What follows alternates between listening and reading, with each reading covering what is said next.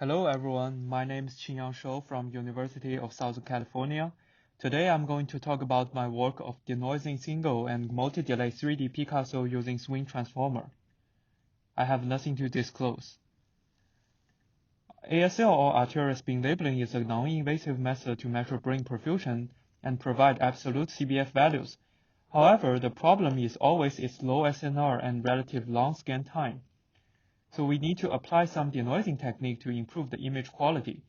Traditional methods such as TGV or PZA-based methods make assumptions on noise characteristics, which is simple and more interpretable, but will have to rely on explicit noise model, which may not be true on the in vivo data. And there's always a trade-off between SNR improvement and image blurring. Deep learning method usually offers better denoising performance and doesn't rely on a noise model, but requires lots of training data and more computation resources.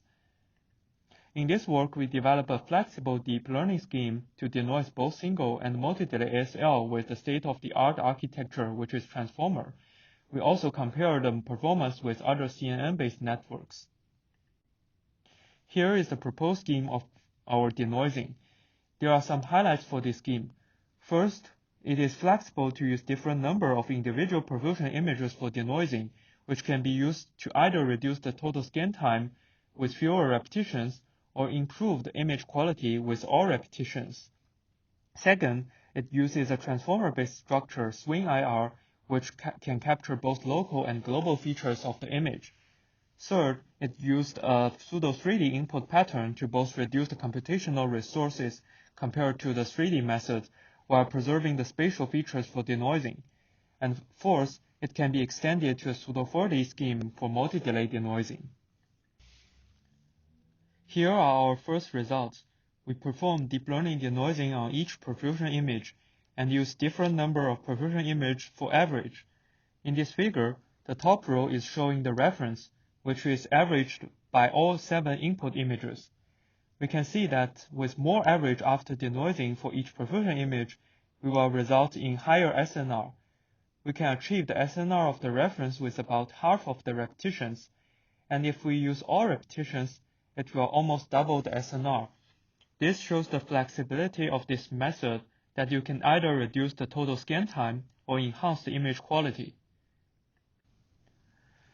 And here are some comparisons for model backbones and input conditions.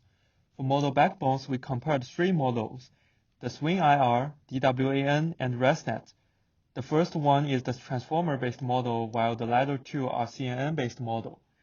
And for the input conditions, we compared the 2D, different pseudo-3D input, and a multi-model input conditions, which means the perfusion plus the M0. And from the results, we can see that the SWIN-IR outperforms other models in almost every input conditions. And for input conditions, we found the pseudo-3D method works better than 2D method, while the input with M0 has even better performance. However, besides image quality, we also evaluate the accuracy of CBF quantification with different methods. We found that pseudo-3D method didn't introduce large bias in CBF quantification, while perfusion plus M0 method will have a large bias in white matter CBF, which is greater than 10%.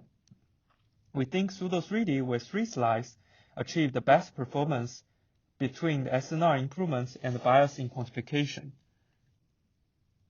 We also test our pseudo-3D with 3 slice models on different data sets from different vendors, including GE, Philips, and Siemens. We found that our proposed method works well for data from all these vendors. Notice that for GE data, the input is already averaged for 3 repetitions by the vendor, so the improvement was marginal. We further extended our proposed scheme to denoise multi-delay ASL. Here, pseudo-4D means adding the same slice from adjacent PLDs as the input of the network. On the left, we can see that the pseudo-3D and pseudo-4D methods can both denoise perfusion images for each PLD. On the right, we can see that although the CBF maps fitted with both methods look similarly, but the ATT maps look slightly different. We found that the pseudo-4D method can remove the fitting error for the ATT maps, as shown by the red arrows on the right. So here are some takeaways for this study. We used a transformer-based model, which outperforms CNN-based network with higher SNR in the denoised image, which is consistent across several different vendors. Pseudo 3D method outperforms regular 2D methods, and the proposed scheme can perform spatial temporal denoising on multi-delay ASL dataset for better quantification of CBF and ATT.